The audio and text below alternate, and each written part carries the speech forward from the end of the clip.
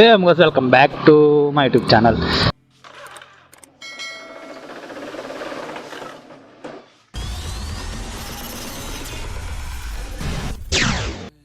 ఫోటోలోకి వచ్చి కొన్ని రోజుల తర్వాత అయితే సో చూద్దాం. ఇది NS200 BS7 అంటే హెడ్లైట్ చేంజ్ అయింది, అది కాదు. అదైతే స్పీడ్ మీటర్ మారుతుంది కదా, సో అదైతే కాదు, తెలిసిందే. ఒకవేళ వీలైతే టాప్ స్పీడ్ చెక్ చేద్దాం, లేకపోతే లేదు. సో వాయిస్ ఎలా తెలిసిందే కదా, ఎయిర్నెస్ ఎక్కువ వచ్చేది. చూద్దాం.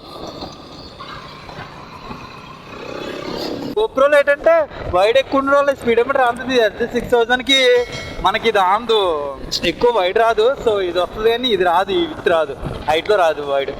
సో అందుకే ఇంకా మామూలుగా ఎలా ఉంటే అలాగా మనకి ఇంకా ఇది కంపల్సరీ ముందుకు లేని వాళ్ళు ఇప్పుడు ఎదర దగ్గరిపోద్ది. ఎంత యాంగిల్ సెట్ చేసినా ఎదర దగ్గరిపోద్ది. కొంచెం మనకి ఇది కనపడలే పెట్టామంటేనే, లేకపోతే వెనకాల సీట్లో కూర్చొని డ్రైవ్ చేయాలి. ఇంకా GoPro కన్నా ఇప్పుడు Insta360 అయితే బెస్ట్. ఎందుకంటే Insta360లో అయితే సో మన రీల్స్ కూడా చాలా కంఫర్ట్గా ఉంటుంది. ఇది చూద్దాం, ముందు బండి బాగా అయ్యాక అప్పుడు చూద్దాం. బండి అయితే ఒక రేంజ్లో పెరగడుతుంది. ఇది నేను లాస్ట్ టైం దీన్ని అదే వచ్చినంటే తీసుకున్నా, ఇది 4000 తిరిగేసింది అప్పుడే. అడిగమ్మ నేను ఒక 200లో అలా తీసుకుని 200-300లో తీసుకున్న బండి. అది చాలా స్మూత్ అండ్ కంఫర్ట్గా వెళ్ళింది బండి. ఇప్పటికీ అలాగే వెళ్తుంది, స్మూత్ అండ్ కంఫర్ట్గానే, ప్రాబ్లం లేదు. కానీ ప్రాబ్లమ్స్ ఏమన్నా కొత్త బండి కదా.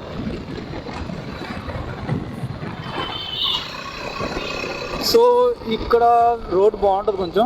సో మన టాప్ స్పీడ్ ఎక్కించాలంటే ఈ రోడ్ కొంచెం బెటర్గా ఉంటుంది. టాప్ స్పీడ్ కూడా ఒకసారి చెక్ చేద్దాం పనిలో పని. మా వాడు కూడా బండి ఓనర్ కూడా టాప్ స్పీడ్ చెక్ చేయలేదు. సో మనం అది చెక్ చేద్దాం ఇప్పుడు బండిని, టాప్ స్పీడ్ని.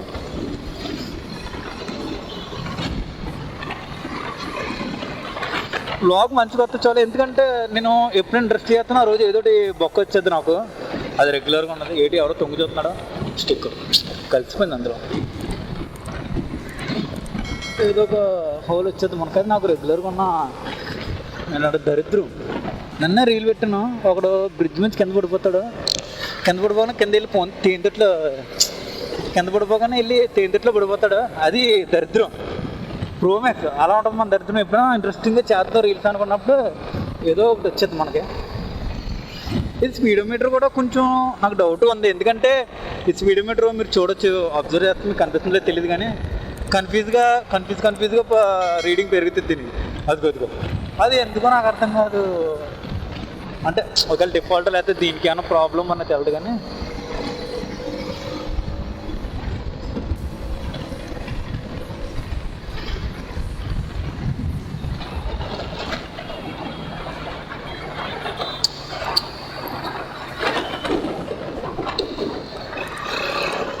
సో అదనమాట నీట్గా ఇప్పుడు 60లో ఉంది. ఒక ఫస్ట్ గేర్ నుంచి బెటర్. కానీ చూద్దాం అక్కడ వెళ్ళాక ఆగి ఆ దారి ఎలా ఉంది చూసి ముందు ఫస్ట్ గేర్కి వెళ్ళాలో లేకపోతే కంటిన్యూస్ రైడ్ చేద్దాం, చూద్దాం.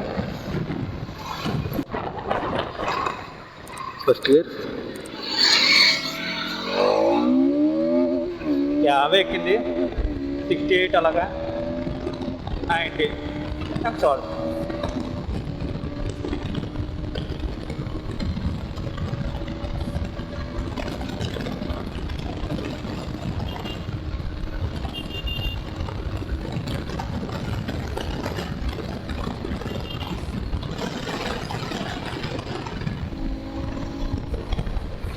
కొంచెం వైబ్రెన్స్ వస్తున్న బండి పర్లేదు. 140 ఎక్కింది నా చేతిలో 140. కానీ ఎక్కువ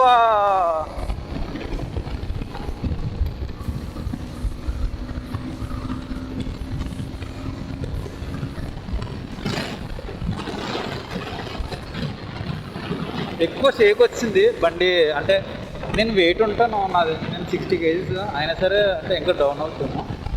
సో నేను వెయిట్ ఉన్నా సరే ఇది 140కి కొంచెం వైబ్రేషన్ వచ్చిందంటే ఇలా ఆడినట్టు అనిపిస్తుంది. బేసిక్గా రోడ్డు వల్ల కూడా అనిపిస్తుంది అలాగా. సో మేబీ రోడ్డు వల్ల అయి ఉండొచ్చు. సో పర్లేదు, ఫాస్ట్గా త్వరగానే ఎక్కింది. ఇంకా ఎక్కొచ్చు. మనకి తిరుపతికి రోడ్డు ఇవన్నీ ఖాళీగా ఉండాలి మనకి.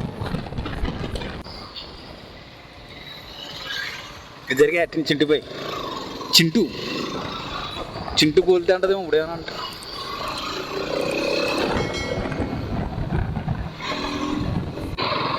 నాకు బస్సు వెనకాల కానీ అంటే బస్సు వెనకాల పర్లేదు కానీ బస్సు పక్కలు కానీ ఇలాగా ఇటు సైడ్ కానీ ఇటు సైడ్ విండో సైడ్ వెళ్ళాలంటే చెడ్డ చిరాకు. అందుకని ముందు భయం, ఎవడైనా వామిటింగ్ చేసుకుంటే మొహం మీద ఉడిపోద్దేమో చిచి ఉమ్మే. కొంతమంది కడిగేస్తారు, ఫేస్ కడిగేస్తాడు, నోట్లో నీళ్ళు చేస్తాడు, మూసేస్తారు, అమ్మ బాధ. కానీ ఒకసారి అలా రోడ్ బస్సు క్రాస్ చేస్తున్నాడు, ఎవడో వాన్ చేసి హెల్మెట్ వైజర్ పడిపోతాయి చిచ్చి. లేకపోతే హెల్మెట్ లేకపోతే మొహం మీద పడిపోతే ఫుల్ ఎంజాయ్, పండుగ అన్నట్టు ఉంటుంది అనమాట చికెన్ అక్కడ. ఈ N250 కూడా లేటెస్ట్, N250 కూడా లేటెస్ట్ మనకి యూఎస్డి ఫోర్క్స్ వస్తుంది. అది నార్మల్ ఫోర్క్సే. అమ్మని అమ్మ మళ్ళీ ఆపలేదు. అది ఇప్పుడు వచ్చి 150 కూడా యూఎస్డి ఫోర్క్స్ వస్తుంది. సో అదొకటి. పల్సర్ 150 ఇవి కూడా స్పీడ్ మీటర్ మొత్తం చేంజ్ అయిపోయింది. అది గ్లామర్ స్పీడ్ మీటర్లో ఉంది కానీ చండాలంగానే. కానీ అప్డేట్ బొక్కలో ఉన్నాయి అప్డేట్లు అనకూడదు. కానీ ఎన్ఎస్ కొత్త హెడ్సెట్ దింపాడు, అది చూడడానికి అనిపించింది పిక్చర్స్లో చూసి. లైవ్లో లైట్స్ ఆన్ చేసి నైట్ టైం చూస్తే చీమ వరస్ట్గా ఉంది, ఏలియన్ బుర్రకాయ పెట్టినట్టు ఉంది దానికి.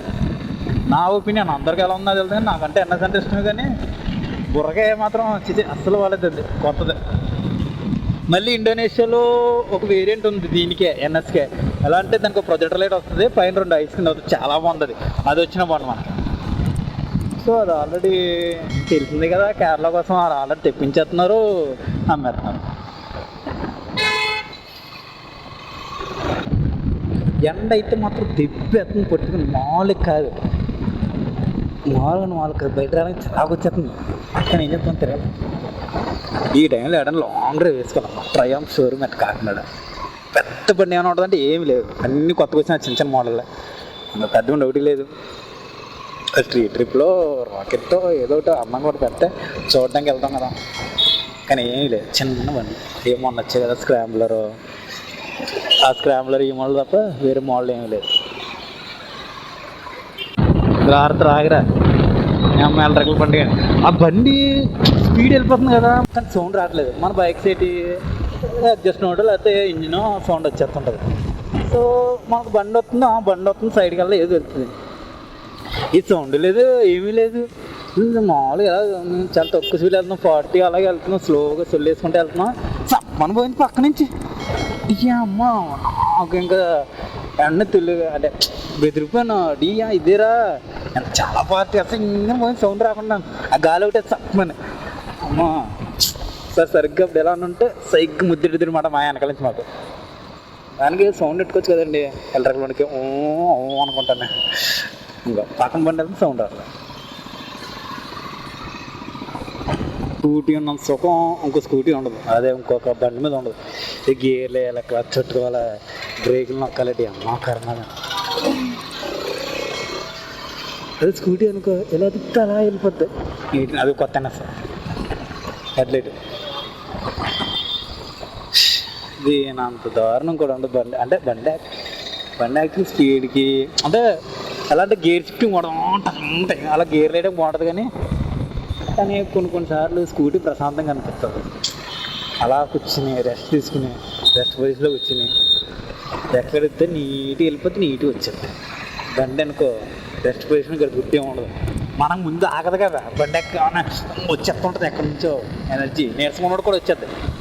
నాలుగోటికి అయితే మరి ఉంటారు కొంతమంది, నాలుగోటోళ్ళు చాలామంది ఉంటారు. అందరికీ బండి ఎక్కని ఉత్సాహం వచ్చేస్తుంది ఎక్కడి నుంచో. అంత గేర్లు వేసేస్తారు, తోలేస్తారు, దేకిచ్చేస్తారు, చక్రాలని ఎంత ఎనర్జీగా ఉంటారు.